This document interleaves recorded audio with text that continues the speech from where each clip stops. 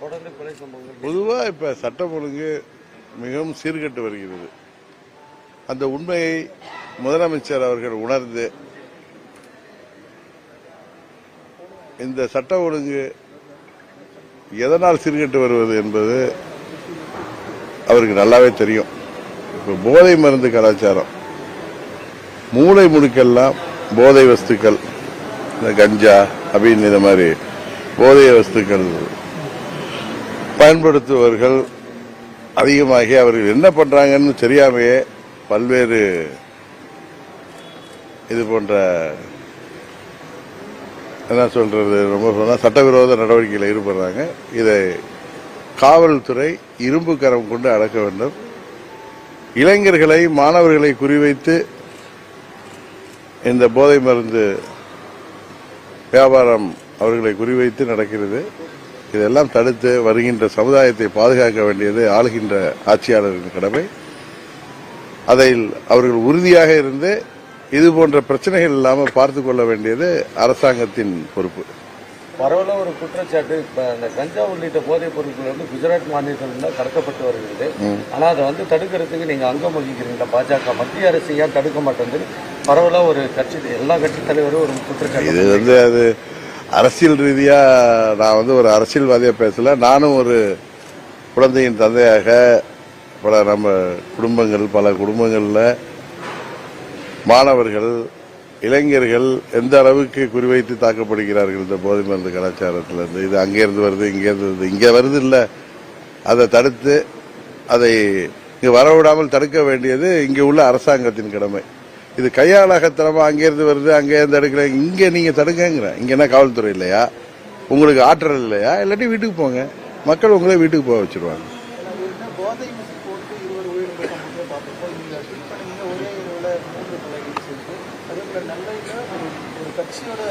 மாவட்ட தலைவர் அடுத்த தொடர் கொலைகள், தொடர் போதை எந்த மாதிரி நடவடிக்கை இல்ல, உங்களுக்கு தெரியும் அம்மா அவர்கள் இருந்த பொழுது எப்படி சட்டம் ஒழுங்கு பராமரிக்கப்பட்டது என்பது எல்லோருக்கும் தெரியும். அதுபோல காவல்துறையை ஏவல் துறையாக பயன்படுத்தாமல், அரசியலுக்காக அவர்களை பயன்படுத்தாமல், அவர்கள் சட்டம் ஒழுங்கை பராமரிக்கிற வேலையில சிறந்த அதிகாரிகள் இருக்காங்க.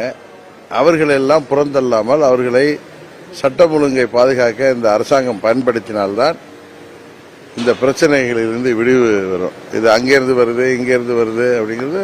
தமிழ்நாடு ஒரு ஹப் ஆயிட்டு இருக்கு போதை மருந்துக்கு.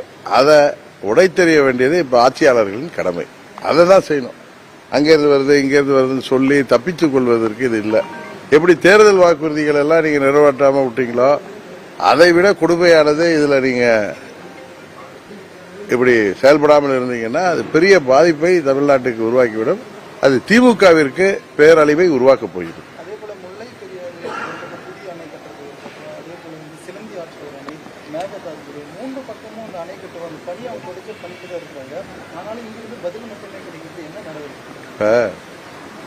அன்னைக்கு கூட நண்பர் செல்வ பிறந்தகை சொல்றாரு மிலிட்டரியை வர வைக்கணும்னு. மிலிட்டரியெல்லாம் வர வைக்க வேணாம். காங்கிரஸ் தலைவர் சோனியா காந்தி கிட்ட சொல்லி அங்க கர்நாடகா சீஃப் மினிஸ்டர்கிட்ட, அந்த டெப்டி சீஃப் மினிஸ்டர்கிட்ட எல்லாம் இப்படி பேயாட்டம் ஆடாம தமிழ்நாட்டு உரிமை இது நம்ம ஒன்னும் அவங்கள்ட்ட ஒன்னும் பிச்சை கேட்கல.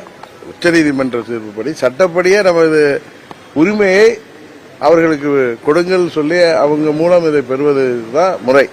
அதுபோல திமுக கூட்டணிங்கிறாரு, இந்தி கூட்டணிங்கிறாங்க. இவர் தான் அதுல முக்கியமா பேசுறாரு. மோடி அவர்களை வீழ்த்துவோங்கிறாரு. முதல்ல உங்க கூட்டணியில் உள்ளவங்களை தமிழ்நாட்டுக்கு தண்ணீர் வருவதை, அவர்கள் அணை கட்டுவதை தண்ணீர் வருவதற்கு எதுவாகவும் கேரளா மற்றும் கர்நாடகாவில், ஈவன் ஆந்திராவிலையும் பாலாறின் குறுக்க அணை கட்டுவேன்னு நிற்கிறாங்க. எல்லாத்தையும் அவர்கள் கூட்டணி ஆட்சிகள் தான் நடக்குது. அவர்கள் மூலம் அதை தடுத்து நிறுத்த வேண்டியது அவர்களது கடமை. அதையும் செய்யாமல் அப்புறம் இவங்க கூட்டணி அமைத்து மத்தியில் நாங்கள் ஆட்சி அமைச்சு என்ன பண்ண போறாங்க? காங்கிரஸ் ஆட்சிக்கு வந்தா என்ன பண்ணோம்? நம்ம எல்லாம் சோமாலியா மாதிரி இங்கெல்லாம் நிக்க வேண்டியதுதான். அவர் திரு ஸ்டாலின் வீட்டுக்கும் அவங்க குடும்பத்துக்கு கொண்டு தண்ணீர் அங்கிருந்து லாரியில தான் வரணும். இதுதான் இன்றைக்கு கூட்டணிங்கிறது. இன்றைக்கு மோடி அவர்கள் 3வது முறை பிரதமராக வந்தால்தான் இதற்கெல்லாம் ஒரு தீர்வு வரும். நல்லது பண்ணியிருக்காரு. நேற்றுக்கே செல்வப்படுத்தி சொல்லியிருந்தாரு அதுக்கு தடை விதிக்கணும்னு சொல்லிட்டு. இன்னைக்கும் திமுகவோட கன்னியாகுமரி மாவட்ட சார்பில் தேர்தல் நடத்தலுக்கு தடை விதிக்கணும்னு மனு போட்டிருக்காங்க. அது தேர்தல் ஆணையம் பார்ப்போமே, கோர்ட்டுக்கு தான் போட்டுப்போம். ஏற்கனவே நம்ம போன தேர்தல் முடிஞ்சப்ப அப்பெல்லாம் நம்ம எதிர்கட்சியில இருந்தோம். அப்ப அவர் கேதார்நாத்தில் போய் ஜபம் இருந்தாரு, அங்க ஜபம் பண்ணாரு.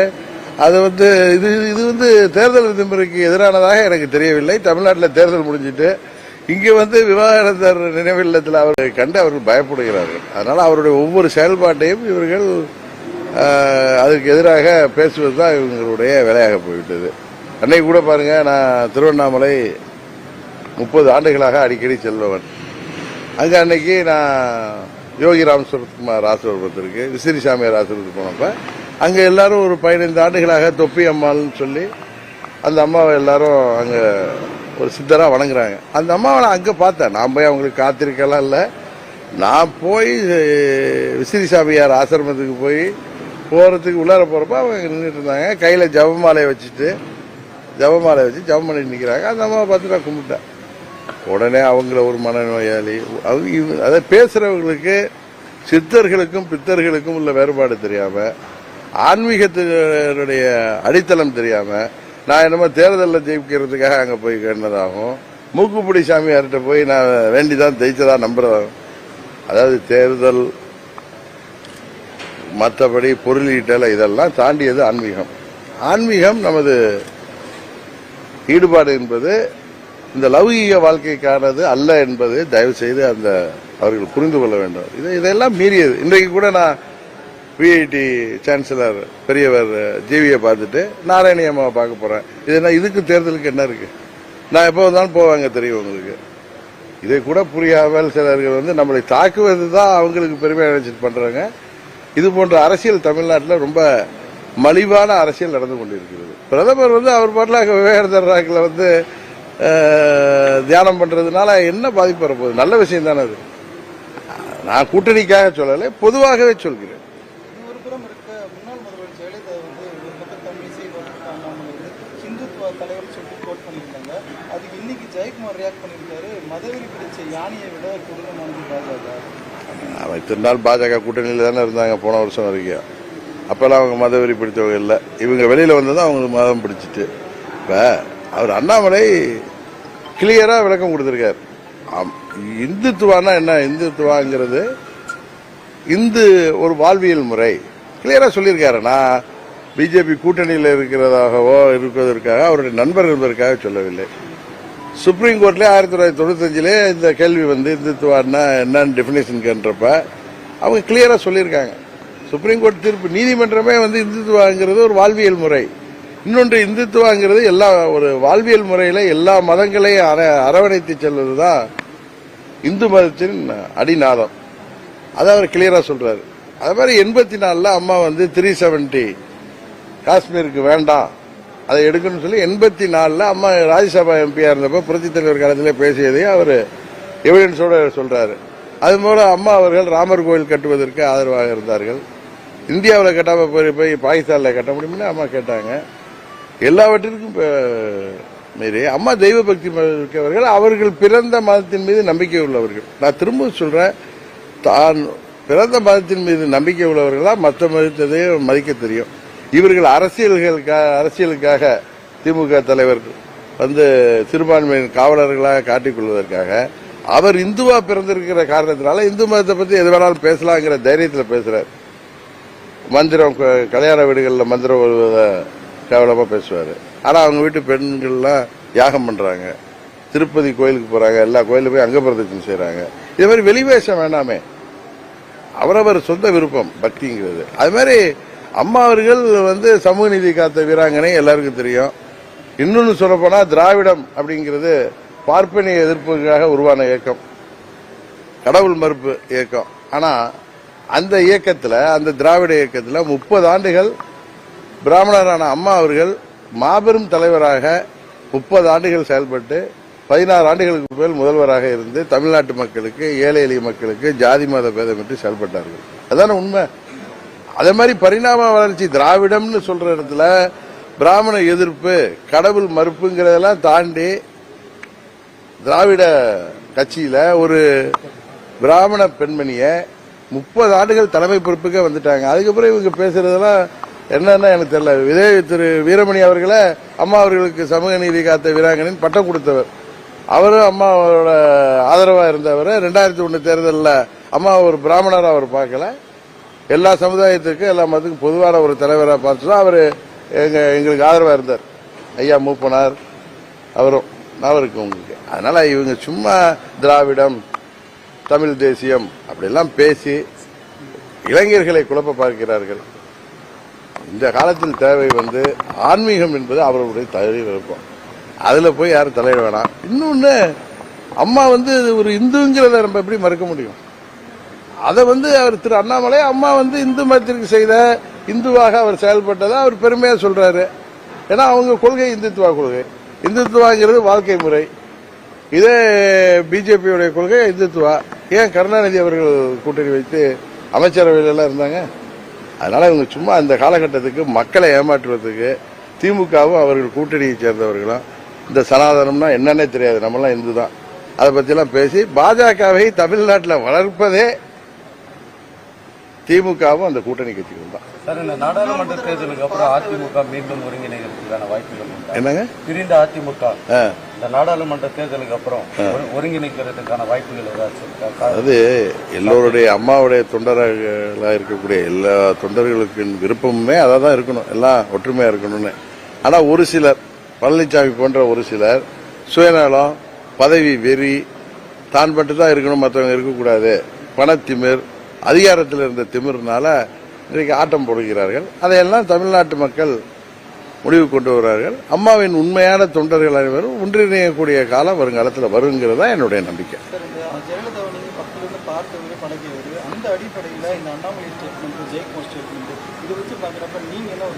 நான் அன்னைக்கு பேசிட்டேன், நான் திருவண்ணாமலையில் கிளியரா சொன்னேன். அவர் சொன்னதுல எந்த தவறு இல்லை. அம்மா அவர்கள் ஒரு இந்துங்கிறதுல பெருமைப்பட்டிருக்காங்க. இன்னும் சொல்ல போனா அவர்கள் சட்டமன்றத்தில் நான் ஒரு பிராமண பெண்மணிங்கிறதுல அவங்க பெருமைப்பட்டிருக்காங்க. அவர் இந்து மதத்திற்கு செய்தது, இந்து கோயில்களுக்கு செய்தது, அவர் கரசேவைக்கு ஆதரவாக இருந்தது, இன்னும் சொல்லப்போனா காமன் சிவில் கோடு வேணும்னு சொன்னது. அது இந்தியானா ஒரு நாடு, அதுல மதத்தை தாண்டி ஒரு நாட்டிற்கு ஒரே சட்டம் வேணும்னு கேட்கறது தப்பில்லை. இது அம்பேத்கரை முயற்சி செய்தது தானே. அது மாதிரி காஷ்மீர்ல அது கொண்டு என்ன தனி ஒரு இங்க எனக்கு காஷ்மீர்ல போய் நம்ம சொத்து வாங்க முடியாது. இப்ப நானே ஒரு கன் லைசன்ஸ் வச்சிருக்கேன்னா இந்தியாவில் எல்லா ஸ்டேட்டுக்கும் உண்டு. ஆனா எக்ஸப்ட் காஷ்மீர் அப்படின்னு வரும், ஜம்மு காஷ்மீர்னு வரும். அது ஒரு இது என்ன, நம்ம நாட்டில் இருக்கிற காஷ்மீருக்கு நம்மளுக்கு தடை. நாங்க போய் நீங்க ஒரு சென்ட் நிலம் கூட வாங்க முடியாது, மாற்றணுங்கிறத 84 அம்மா புரட்சி தலைவர் சார்பா அவர்கள் கட்சியின் ராஜ்யசபா மெம்பரா கொள்கை பிறப்பிச்சாரா பேசியிருக்காங்க. அதனால அவங்க இந்த மதம் அந்த மதம் இல்ல, எல்லா மதத்துக்கும் பொதுவானவர்.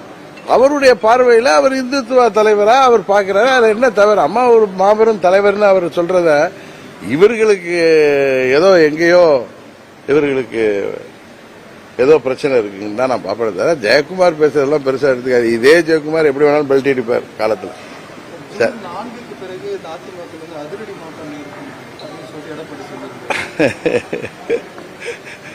அதிரடி மாற்றம் யாருக்கு வருதுங்கிறத பாப்ப முடியாது. மோடி பூரி ஜெகநாதோட சாவி தமிழகத்தில் இருக்கின்றாரு. இன்னொரு பக்கம் ஒடிசாவில் அமித்ஷா தமிழர் ஒடிசாவை ஆளக்கூடாதுன்றாரு. தமிழர்களுக்கு எதிரான கருத்தை முன்வைக்கிற மாதிரி. தமிழர்களுக்கு எதிரான கருத்து இல்ல. இப்ப தமிழ்நாட்டில் ஒடிசாவை சேர்ந்தவர் ஆள்வதை ஆளக்கூடாதுன்னு பேசினா ஒடிசாவை சேர்ந்தவர்களுக்கு எதிரான கருத்து கிடையாது. அந்த ஸ்டேட்ல இப்ப நீங்க இங்க என்ன சொல்றாங்கல்ல, ஒரு தமிழ்நாட்டை தமிழர் தான் ஆளணும். இதே கருணாநிதி அவர்கள் புரட்சி தலைவர் எம்ஜிஆர் 72 கட்சி தொடங்கினப்ப அவரை மலையாளின்னு பேசினவங்க தான் திமுக கூட்டம். இன்றைக்கு தங்களுக்கு சாதகமா ஒரு இதை பேசுவாங்க அவர்கள். சரி, இன்னும் நிறைய கட்சிகள்.